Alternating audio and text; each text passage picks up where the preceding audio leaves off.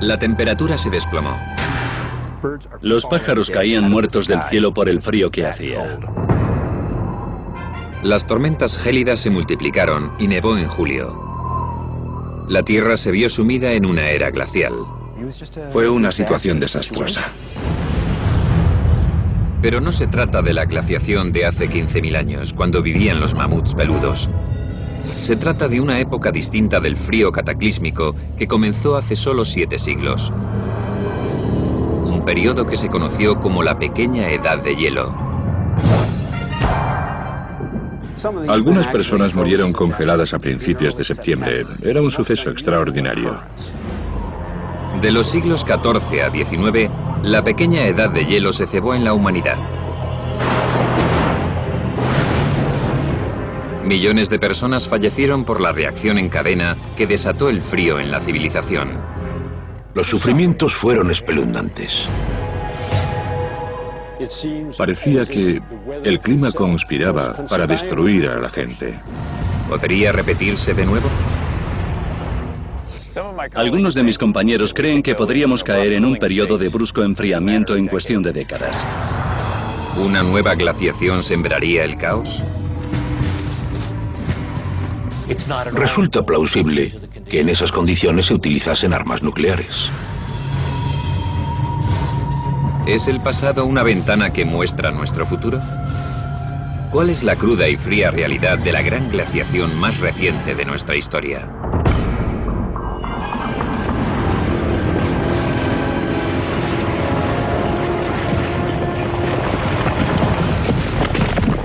La Pequeña Edad de Hielo.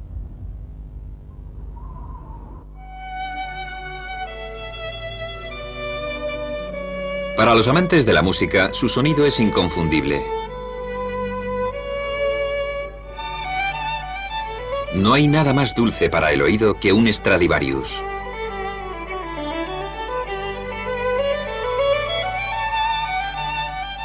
Este violín es uno de los 600 instrumentos que han sobrevivido hechos a mano hace 3 siglos por el artesano italiano Antonio Stradivari. Son famosos en el mundo entero por su exquisito sonido. Y si una nueva teoría es cierta, pueden ser uno de los pocos puntos positivos de la Pequeña Edad de Hielo. Es el último esfuerzo para resolver un antiguo misterio. ¿Cómo alcanzó Stradivari la virtual perfección? Existen muchas teorías e hipótesis sobre las cualidades tonales superiores de sus instrumentos. Una es que utilizaba un barniz secreto, pero los análisis científicos han sido incapaces de determinar nada especial sobre el barniz que empleaba Stradivari. Otra hipótesis es que usaba madera vieja procedente de estructuras antiguas como catedrales y castillos, y que la madera ya tenía cientos de años de antigüedad cuando la rescataba de esas estructuras. Pero gracias a la fechación a través de los anillos de la madera sabemos que no es cierto. En realidad empleó madera que creció en los siglos XVII y XVIII. El climatólogo Lloyd Barkell es coautor de la hipótesis que puede resolver el enigma. Se preguntó si la madera que usó Stradivari procedía de árboles que crecieron durante el mínimo de Maunder, el periodo más frío de la Pequeña Edad de Hielo, cuando el sol era más débil. Un día estaba trabajando en el ordenador y me pregunté si los Stradivarius y el mínimo de Maunder eran de la misma época. Lo busqué en internet y en pocos minutos obtuve la respuesta. Los Stradivarius y el mínimo de Maunder comenzaron con 1 año de diferencia.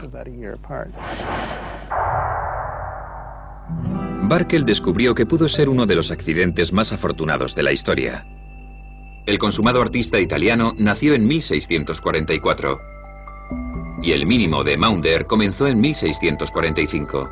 El cenit de la habilidad de Stradivari coincidió con un breve e inusual periodo climático que produjo una madera única y más densa con propiedades acústicas ideales. Para desarrollar su teoría, Barkell contactó con el experto en anillos de la madera, Henry Grisino Mayer, de la Universidad de Tennessee. La primera vez que me contactó el Dr. Barkell pensé que cómo no se le había ocurrido a nadie antes. Me pareció que podía ser verdad, tenía mucho sentido. Los árboles, como las muestras de sedimento o de hielo, conservan valiosos datos climáticos. En periodos más cálidos, los árboles crecen más deprisa y añaden anillos más gruesos. En los años más frescos, el crecimiento es más lento y los anillos son más finos. Si la teoría de Barkel es cierta, los árboles de la época de Stradivari poseían algo más que información sobre el gélido clima. Obtuve datos de anillos de árboles de los Alpes en Europa. Luego analizamos esos datos y acabamos descubriendo que en la pequeña edad de hielo y sobre todo durante el mínimo de Maunder, los árboles crecieron especialmente despacio. De hecho, registraron el crecimiento más lento de los últimos 500, 600 o incluso 700 años. La madera de los árboles que crecen tan despacio tiene una densidad muy distinta de la de los árboles que crecen deprisa. Y hay que tener en cuenta que la resonancia de la madera depende de la menor anchura de sus anillos, de la anchura de las celdas que forman los anillos individuales, que en realidad actúan como cámaras de sonido. Esto apoyaría la hipótesis de que la menor anchura de los anillos contribuyó a la superior calidad del sonido de los instrumentos musicales fabricados en esa época. Barkel y Grisino Mayer creen que los Stradivarius deben su magia no solo a la época donde creció la madera, sino también al lugar. Los árboles de los Alpes italianos estaban enraizados en el suelo pobre a gran altitud, condiciones que fomentaban un crecimiento lento y denso incluso bajo un sol normal. La madera de los troncos de los árboles con los que Stradivari fabricó sus violines podía tener propiedades de resonancia superiores que se vieron realzadas por el mínimo de Maunder.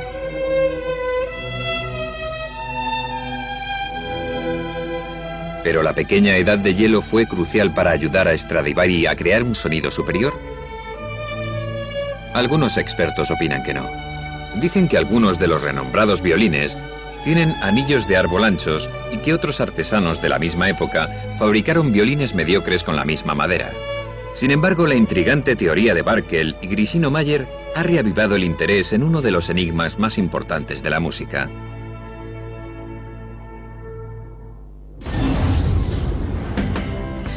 Pero los amantes de la música no son los únicos que pueden estar en deuda con la pequeña edad de hielo. Puede que los bebedores de cerveza y alcohol destilado de Estados Unidos también deban estarlo. La cerveza y las bebidas destiladas representan el 93% de las bebidas alcohólicas consumidas en Estados Unidos.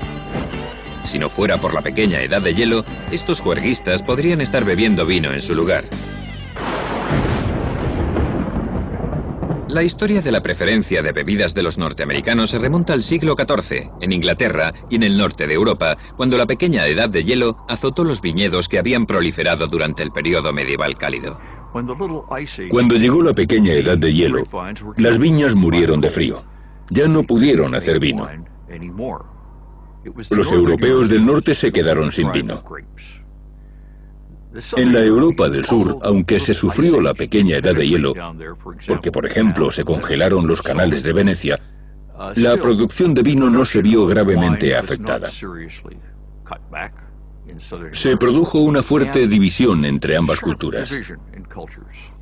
A los europeos del norte no les quedó otra opción que satisfacer su deseo de alcohol con bebidas hechas de los suministros de sus maltrechas cosechas de cereales, es decir, con cerveza y bebidas destiladas. En el siglo XVII comenzó la inmigración a Norteamérica, y los inmigrantes no procedían del sur de Europa.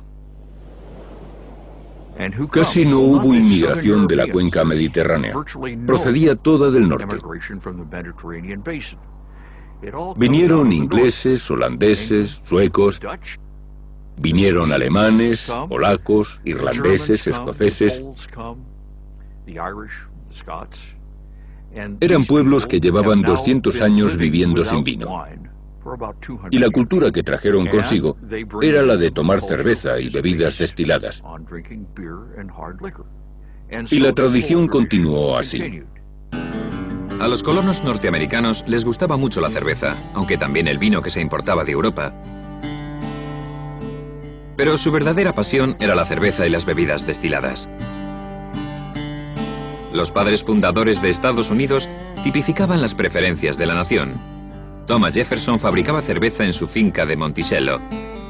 Y George Washington era el mayor destilador de whisky de centeno del país. Hoy los estadounidenses beben una media de 87 litros de cerveza anuales y unos 4 litros de bebidas destiladas, pero solo 7,5 litros de vino. El 11% de la población bebe el 88% del vino. Y la mayor parte de esa población vive en ambas costas. Pero el resto del país es básicamente una nación cervecera y de bebidas destiladas. Puede que la pequeña edad de hielo sea historia, pero sus efectos han sobrevivido a los siglos de las formas más insospechadas porque somos el producto de nuestro clima.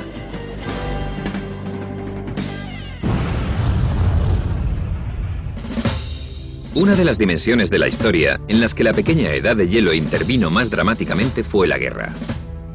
La victoria o la derrota a menudo dependían de la frigidez del clima.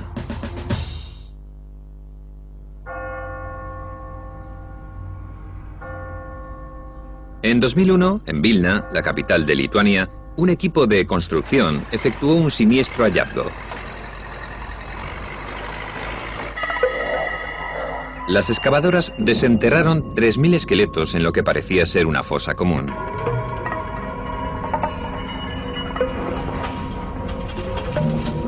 Los forenses determinaron que los cadáveres tenían casi unos 200 años.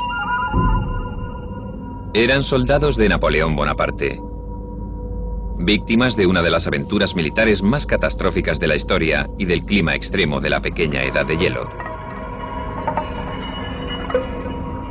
A lo largo de esa época tan fría, el clima jugó un papel crucial en la guerra. Los generales sabían que los elementos podían ser su enemigo más formidable o su aliado. Napoleón aprendió la lección en otoño de 1812, tras invadir Rusia con un gigantesco ejército de 600.000 hombres.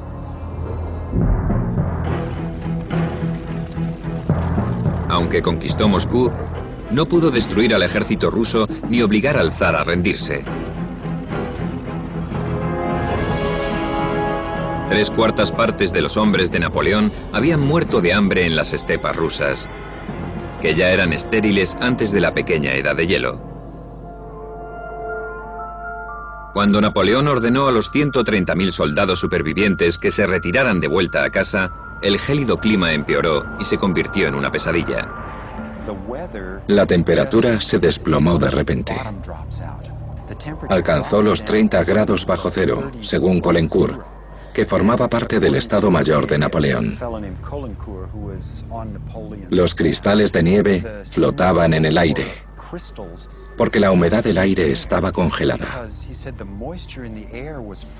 Y la densidad del aire era tal que los copos de nieve no caían, flotaban en el aire mientras el ejército marchaba.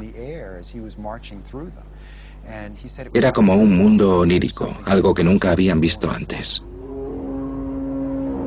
Las tropas exhaustas y muertas de hambre de Napoleón comenzaron a morir a miles.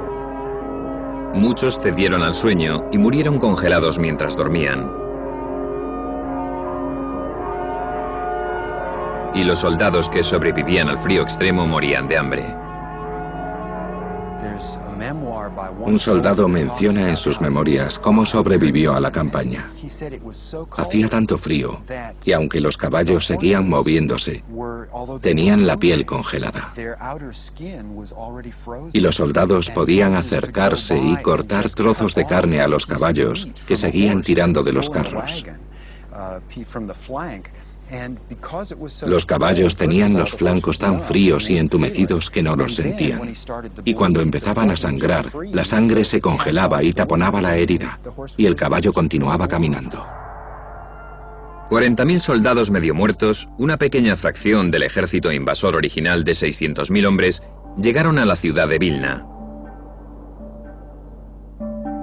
En la ciudad, en la que no había comida, varios miles más murieron de hambre. Y otros miles murieron de gangrena y tifus en los hospitales de campaña. Los soldados más fuertes echaban de las casas atestadas a los más débiles para que murieran congelados ante las puertas. Las cifras oscilan, pero se estima que solo unos 5.000 de los 40.000 soldados que llegaron a Vilna salieron vivos de la ciudad.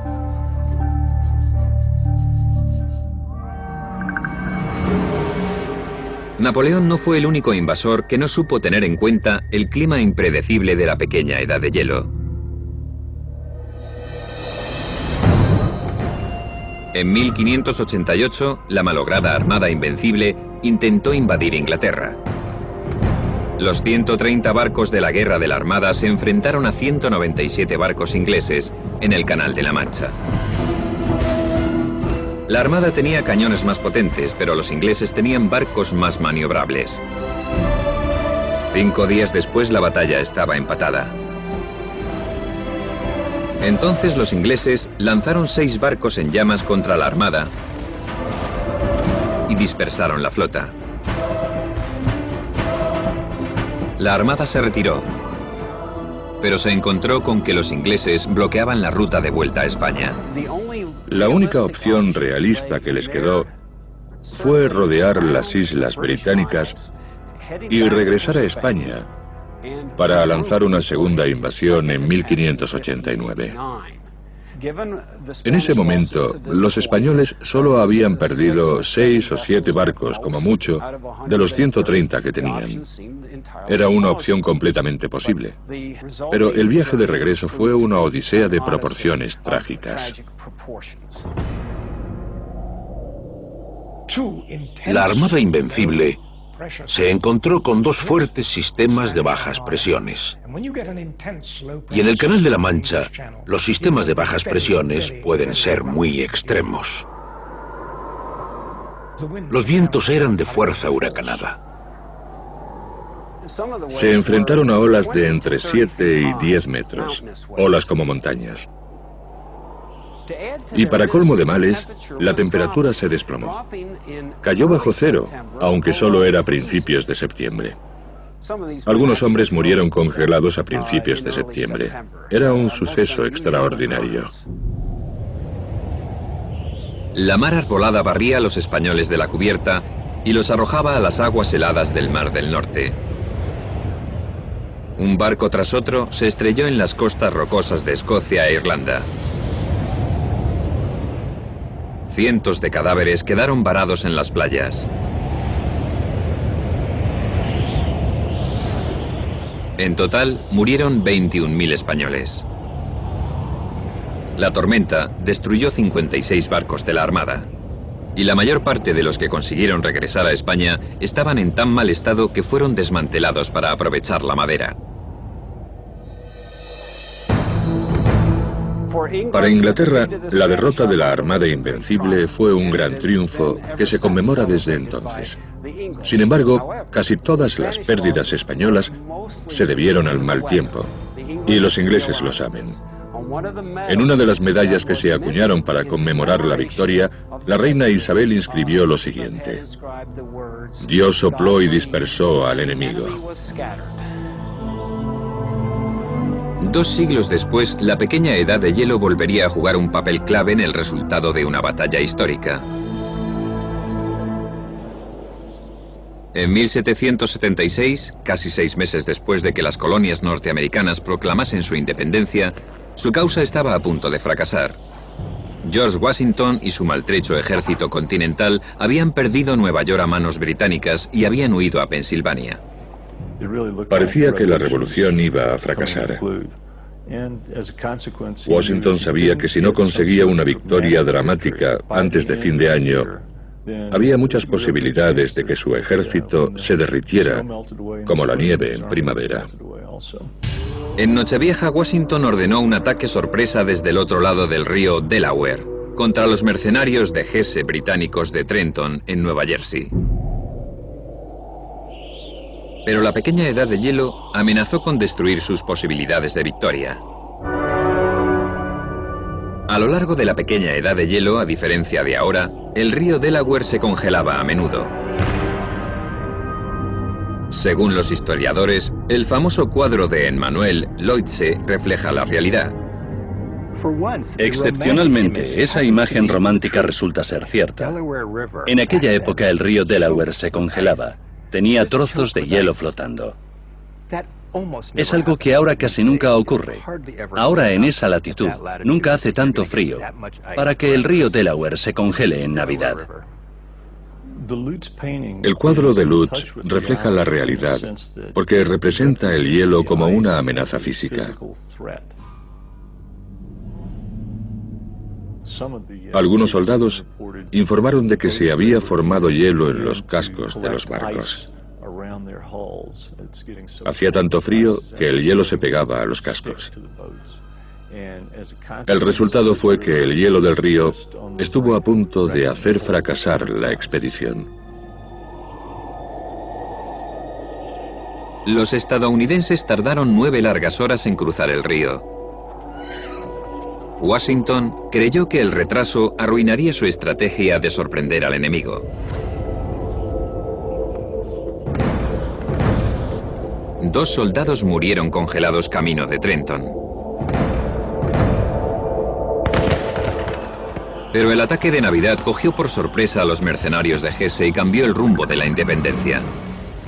Las tropas de George Washington ganaron la batalla de Trenton porque ganaron la guerra contra el clima. La victoria sobre el clima proporcionó a los estadounidenses una sensación de esperanza, de posibilidad, una sensación de que, mediante sacrificios similares, podrían ganar esa guerra. Cuando Estados Unidos obtuvo su independencia, la pequeña edad de hielo se encontraba en su último siglo. Pero todavía faltaba para ocurrir el famoso año sin verano.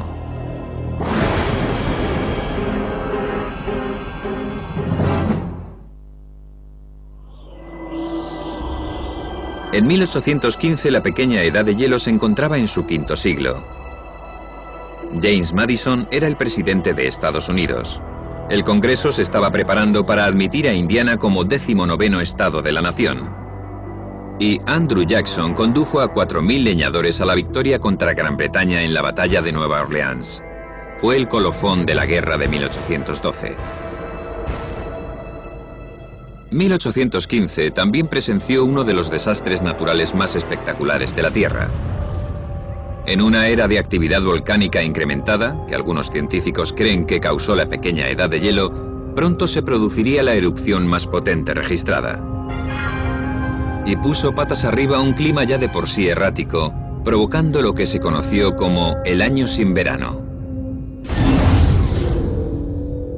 Empezó el 5 de abril con un profundo estruendo en la isla de Sumbawa, en Indonesia.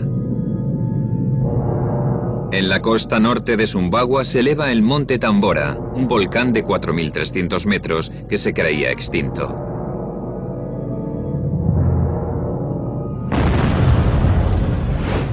El 11 de abril, el monte Tambora estalló. Los 1.100 metros de la parte superior del volcán salieron disparados hacia el cielo y lanzaron 160 kilómetros cúbicos de escombros a la atmósfera. Esto es la erupción cataclísmica del monte St. Helens, de 2.500 metros en 1980. El Tambora produjo 100 veces más ceniza. Estamos hablando de algo que hace que la erupción del monte St. Helens en 1980 parezca un simple petardo. En unos instantes murieron los 70.000 habitantes de la isla y las islas vecinas, y la cifra se incrementó a 90.000 poco después. Una gran cantidad de ceniza fue lanzada a la atmósfera, a una altura muy superior al nivel donde se forma el clima, a unos 25 kilómetros de alto.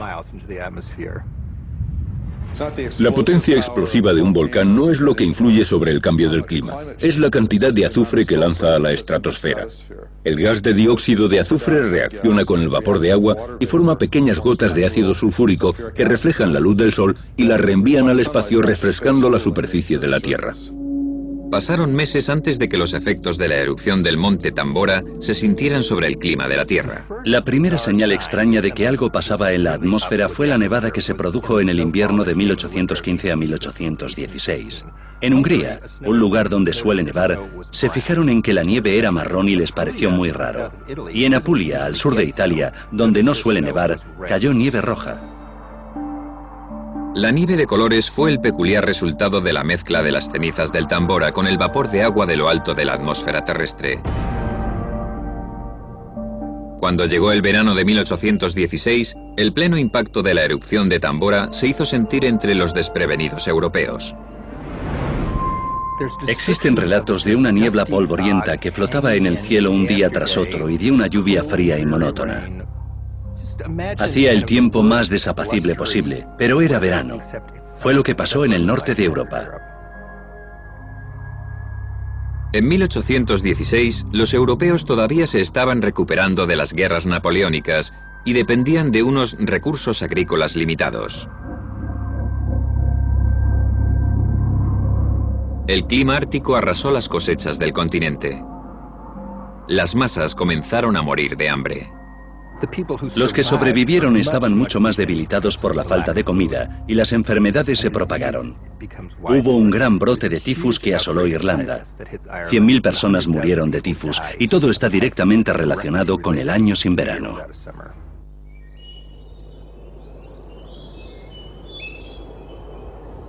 Una historia muy distinta se estaba escribiendo en un remoto centro de vacaciones de Europa. En verano de 1816, Percy Shelley, el poeta romántico, su mujer Mary Shelley, que tenía 19 años, y su amigo Lord Byron pasaron el verano a orillas del lago de Ginebra. Normalmente habrían hecho excursiones por la montaña y en barco para divertirse, pero ese verano hizo tanto frío y tan mal tiempo que no pudieron salir al aire libre. Y como eran escritores, decidieron celebrar un concurso para ver quién escribía la historia de miedo más terrorífica y pasar el rato. Ese verano Mary Shelley escribió Frankenstein. Si te fijas en el libro, al principio el monstruo sale trepando por el hielo del Ártico. Y al final del libro, el monstruo también aparece en el hielo. Son imágenes heladoras. Y así es como comienza el libro, en el que menciona que el frío y el mal tiempo que hace en el exterior le han empujado a escribirlo.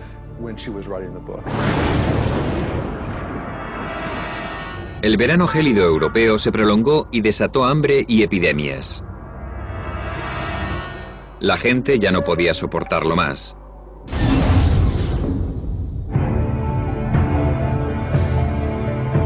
En Francia, la muchedumbre atacaba los cargamentos de cereales camino del mercado.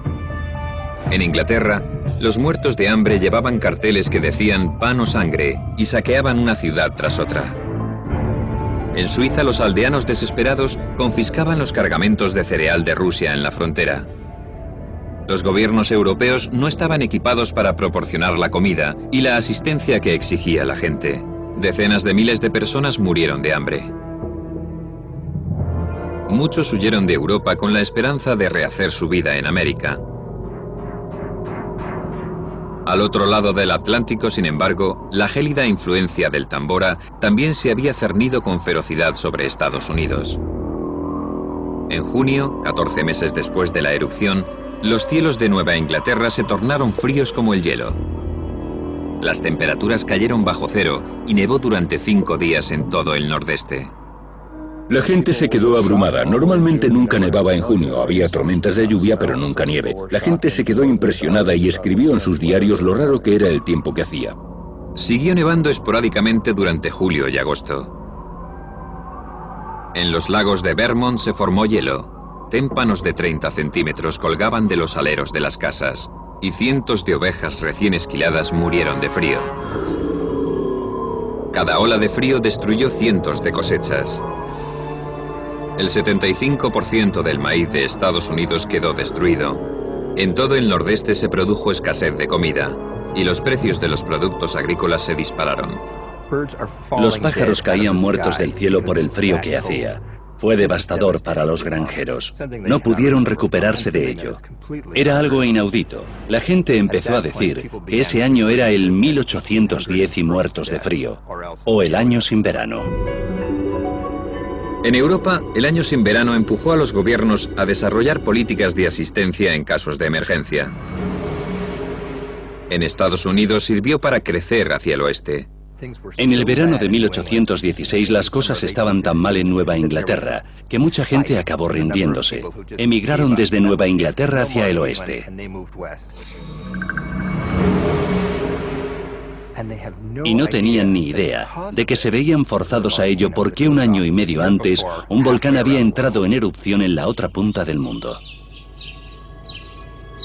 4 décadas después del año sin verano, hacia 1850, la pequeña edad de hielo finalizó abruptamente. El cambio dramático tuvo lugar a lo largo de tan solo 1 década. Los científicos no están de acuerdo sobre la fuerza de la naturaleza responsable.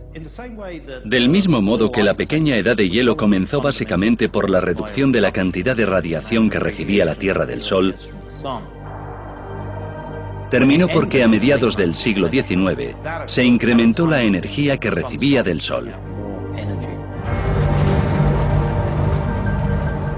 La pequeña edad de hielo terminó porque se redujo el número de erupciones volcánicas, pero también por la industrialización, la polución antropogénica y los gases del efecto invernadero. El final de la pequeña edad de hielo creo que estuvo causado por lo mismo que acabó con los 10 ciclos anteriores, la fluctuación natural del océano. Algunos científicos creen que la fuerza de las corrientes oceánicas, el potente flujo que transporta el calor a las latitudes del norte, oscila. Su teoría es que el ciclo más reciente de corrientes débiles causó la pequeña edad de hielo, y que el ciclo de corrientes más fuertes, que aún sigue vigente, acabó con ella. Pero las fuerzas que causaron la pequeña edad de hielo son inciertas. Aún hay muchas preguntas sin responder. ¿Se producirá otra edad de hielo? ¿Cuándo? ¿Y qué efectos devastadores tendrá para la humanidad? Un informe reciente encargado por el Pentágono puede contener una previsión alarmante sobre nuestro futuro.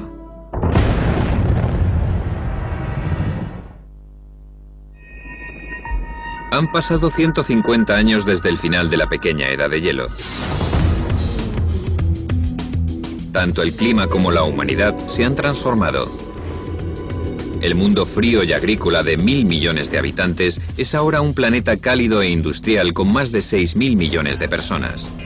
Las temperaturas globales están ascendiendo más rápido que en los últimos 1000 años. Según el Panel Intergubernamental sobre Cambios Climáticos de las Naciones Unidas, los termómetros habrán subido 5,5 grados a finales de siglo. Casi todos los climatólogos están de acuerdo en que el rápido calentamiento actual es obra del hombre. Décadas de combustión de carbón, gas y petróleo han sobrecargado la atmósfera con dióxido de carbono. El dióxido de carbono atrapa el calor del Sol, que de lo contrario irradiaría hacia el espacio provocando el llamado efecto invernadero.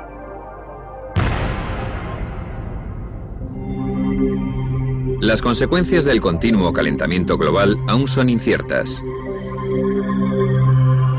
Muchos creen que las temperaturas más altas desencadenarán sequías. Los huracanes podrían multiplicarse porque obtienen la energía de las aguas cálidas del mar.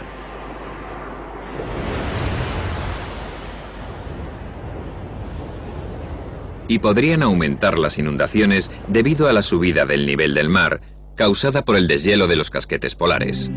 Pero por catastróficas que parezcan estas situaciones, algunos científicos creen que el calentamiento global podría producir el efecto más desastroso de todos, una edad de hielo. Su teoría es que el proceso que pudo causar la pequeña edad de hielo se está repitiendo ahora. Creen que el calor está derritiendo el hielo ártico, inundando el Atlántico Norte de agua dulce, lo que amenaza con detener la corriente oceánica que calienta la Tierra. En el clima existe una paradoja, que el calentamiento puede conducir al frío. Si continuamos calentando la Tierra como de costumbre, si no refrescamos lo suficiente la superficie del Atlántico, podemos precipitar el cambio climático, algo que ya ocurrió durante la pequeña edad de hielo. Esta tendencia al enfriamiento podemos considerarla como un paseo hacia un acantilado en la niebla. No sabemos exactamente hacia dónde vamos. No sabemos dónde está el borde del acantilado. Y algunos de mis compañeros creen que podríamos entrar en una era de brusco enfriamiento en cuestión de décadas. Esta teoría reciente supone un nuevo giro sobre las posibles consecuencias del calentamiento global, pero muchos científicos la rechazan. No estoy de acuerdo con los climatólogos que dicen que el calentamiento global podría desatar una nueva pequeña edad de hielo. No creo que la circulación termohalina vaya a ralentizarse drásticamente en el próximo siglo. Y también creo que aunque lo hiciese, su impacto sobre la temperatura de Europa Occidental y el Atlántico Norte sería relativamente modesto. El calentamiento que producen los crecientes gases invernadero de la atmósfera contrarrestaría con creces cualquier enfriamiento. Y al final, la región se calentaría, no se enfriaría. Mientras la comunidad científica debate el tema, surge otra cuestión inquietante. ¿Qué consecuencias tendría un brusco enfriamiento del clima sobre la civilización del siglo XXI?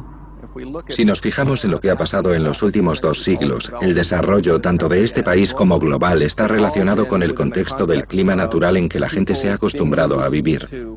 En otras palabras, todos tenemos ciertas expectativas sobre los inviernos y los veranos y sobre lo que es el clima medio. Alguien me dijo una vez que no son las caídas las que te matan, sino el cambio repentino de dirección.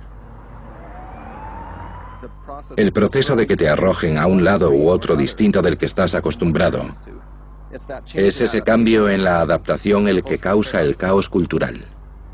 Si la pequeña edad de hielo nos ha enseñado algo, es que los cambios dramáticos de las pautas climáticas tienen increíbles efectos negativos sobre la población humana.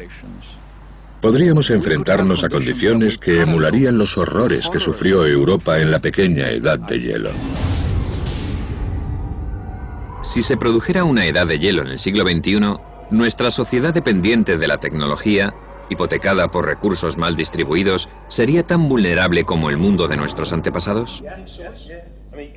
En 2003 el Pentágono encargó a los expertos en el futuro, Peter Schwartz y Doug Randall, que predijeran las posibles consecuencias. Su informe no es una previsión, sino una descripción de la peor situación posible diseñada para ayudar a los líderes del gobierno a formular estrategias para superar cualquier crisis futura. Hay que evaluar la probabilidad de esa situación en un orden del 1 o 2%. Es esa clase de probabilidad. No es el 10%, ni el 20%, ni el 50%. No es inevitable en absoluto, pero es una probabilidad real. La previsión del futuro del Pentágono se basa en un incidente climático real del pasado. Hace 8.200 años, la temperatura bajó 5 grados durante un siglo. El brusco enfriamiento fue pequeño comparado con el de la edad de hielo de hace 15.000 años, pero más severo que el de la pequeña edad de hielo. Y la previsión del Pentágono comienza sumergiendo a la humanidad en ese mismo entorno gélido. En una sola década, las naciones se quedarían sin comida, agua y recursos energéticos vitales para la supervivencia.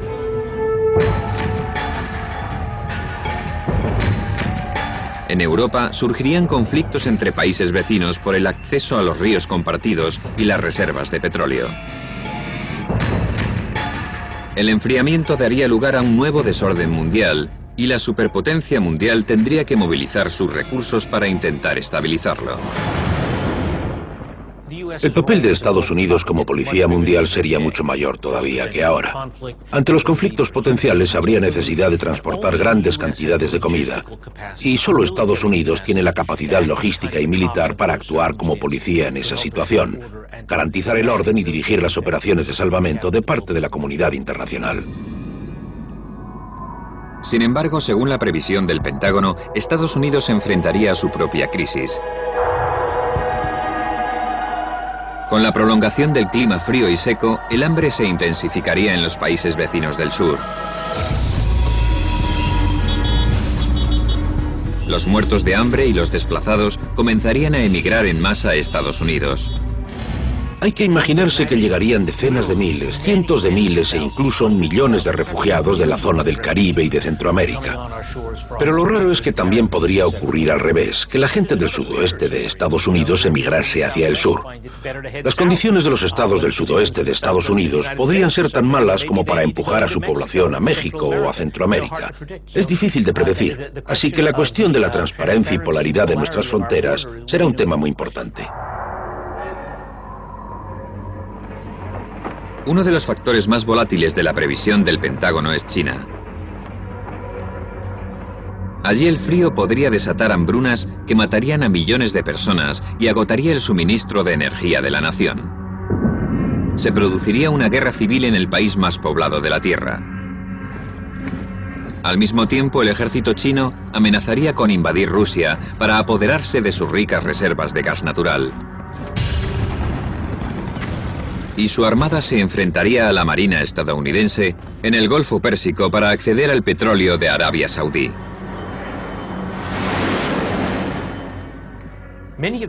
Muchos de los efectos que describo para China también son válidos para la India, y también habría que tener en cuenta a Pakistán.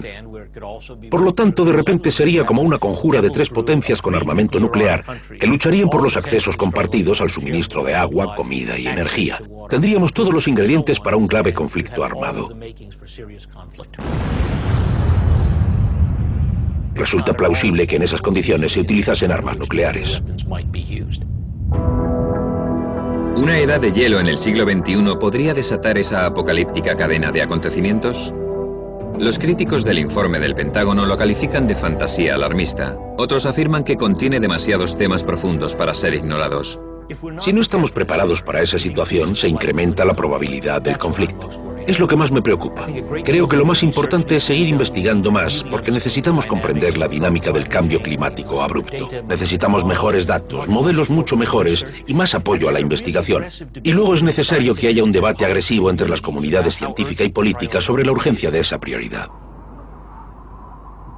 Los investigadores buscan a contrarreloj las huidizas respuestas antes de que nuestro volátil clima alcance un umbral crítico. Y cuando miran al futuro, la única certeza es que nada es cierto.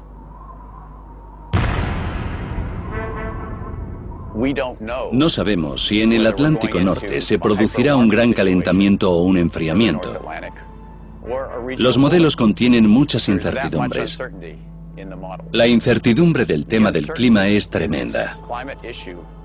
Y nos conviene ser mucho más precavidos con cómo tratamos el sistema climático de nuestro planeta. Cuando consideramos lo que pasará en el futuro como resultado de los incrementos de las emisiones de gases invernadero, en realidad no sabemos lo que va a pasar. Es como golpear una campana con un martillo muy pequeño, que sería la pequeña edad de hielo. Y ahora estamos con un mazo enorme en la mano, preparados para golpear la campana pensando cómo sonará. El clima está ligado a una bestia furiosa enorme, y nosotros la estamos azuzando con un palo. La verdad es que creo que no hay nadie que sepa cuándo vamos a cruzar ese umbral. Y me pregunto, ¿cuánto tiempo estaremos dispuestos a jugar a este juego con el sistema climático? ¿Cuánto riesgo estamos dispuestos a asumir? Hace no tanto, la pequeña edad de hielo obligó a la civilización a cruzar un umbral con consecuencias devastadoras.